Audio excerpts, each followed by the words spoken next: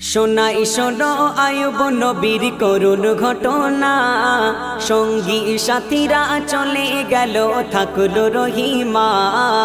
শোনাই শোনো আয়ুব নবীর করুণ ঘটনা, সঙ্গী সাথীরা চলে গেল থাকলো রহিমা। কুষ্ঠ রোগে আয়ুব নবীর পচিল দেহ, গ্রামবাসীরা সেখান হতে তাড়িয়ে দিল।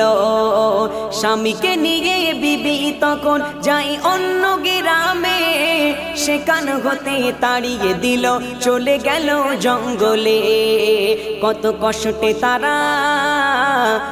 কষ্টে তারা দিন কাটালো দুজন নিরালাই, তবুও তারা খোদারে হুকুম কবু ছাড়ে নাই।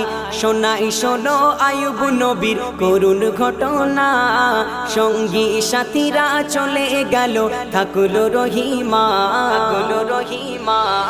বিবি রহিমা যাই একদিন খাবার সন্ধানে, বলে এক মহিলাকে দাও গো খাবার কাজের বিনিময়ে।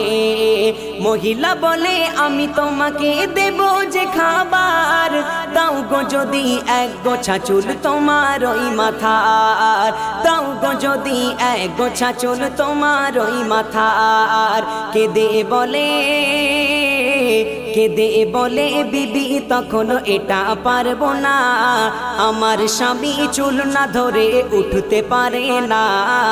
শোনাই শোনো আয়ুব নবীর করুণ ঘটনা, সঙ্গী সাথীরা চলে গেল থাকলো রহিমা।